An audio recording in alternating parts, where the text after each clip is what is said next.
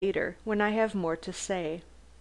At present I am going to sort out what evidence I have.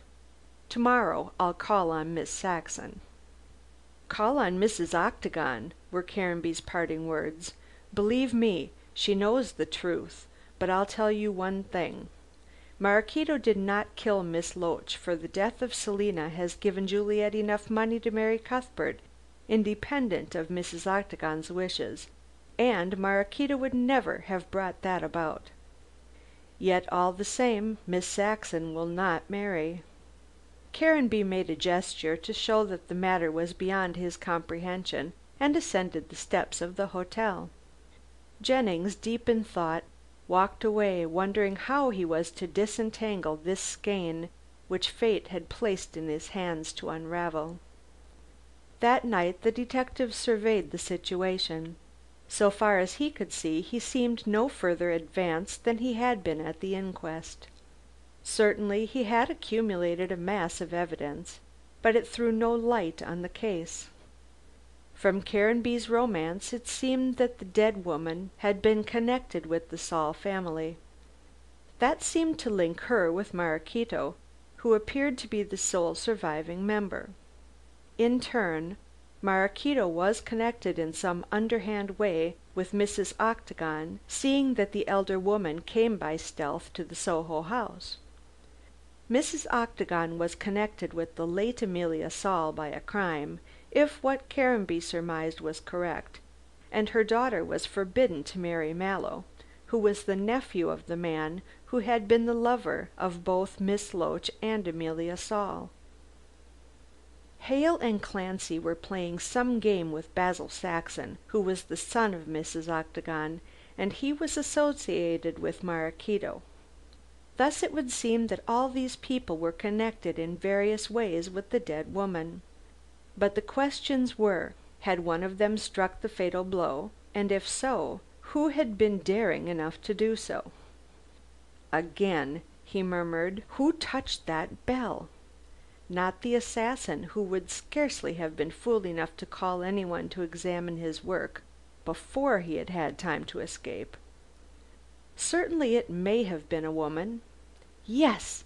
I believe a man killed Miss Loach for some reason I have yet to learn, and a woman, out of jealousy, wishing to get him into the grip of the law, touched the bell so that the witness might appear before the assassin could escape. But who struck that blow?" This was a difficult question. It could not have been Basil Saxon, for he was at the Marlow Theatre on that night with his sister. Cuthbert had no motive, and Jennings quite believed his explanation as to his exploration of the park between the hours of 10 and 11. Hale, Clancy and Mrs. Herne were all out of the house before the blow had been struck, and moreover, there was no reason why they should murder a harmless old lady. Maraquito, confined to her couch, could not possibly have had anything to do with the crime. Mrs. Octagon did hate her sister, but she certainly would not risk killing her. In fact, Jennings, examining into the motives and movements of those mentioned, could find no clue to the right person. He began to believe that the crime had been committed by someone who had not yet appeared, someone whose motive might be found in the past of the dead woman, say a member of the Saul family. But Maraquito was the sole surviving member, and on the face of it was innocent. As yet Jennings did not know whether Mrs. Herne was her mother, in spite of the resemblance which Susan claimed to have seen. Also, Caranby said that Maraquito resembled her father, and the features of the Saul family were so strongly marked that it was impossible the elder Saul could have married a woman resembling him.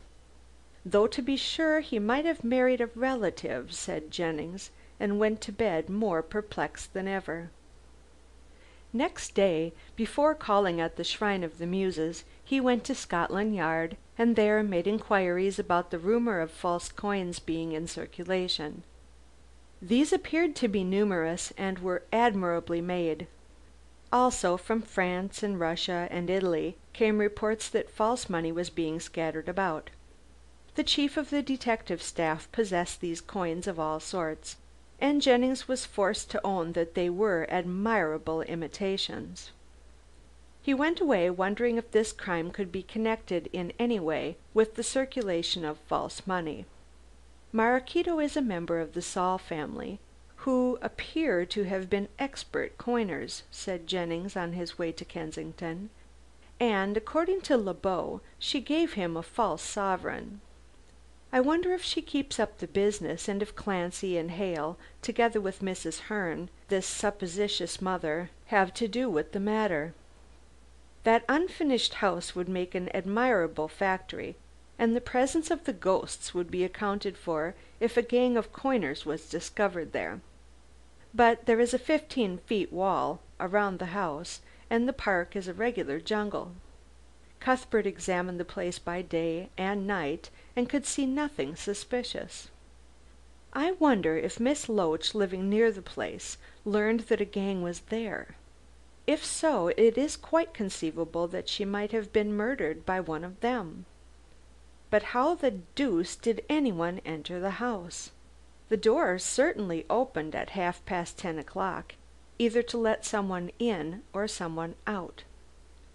But the bell did not sound for a half hour after that. Can there be any outlet to that house? And is it connected with the unfinished mansion of Lord Caranby used as a factory?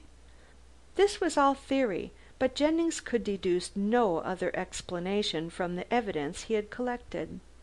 He determined to search the unfinished house, since Caranby had given him permission, and also to make an inspection of Rose Cottage, though how he was to enter on a plausible excuse he did not know.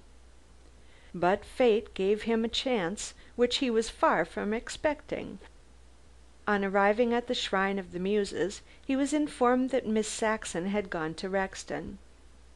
This was natural enough, since she owned the cottage, but Jennings was inclined to suspect Juliet from her refusal to marry Cuthbert, or to explain her reason, and saw something suspicious in all she did.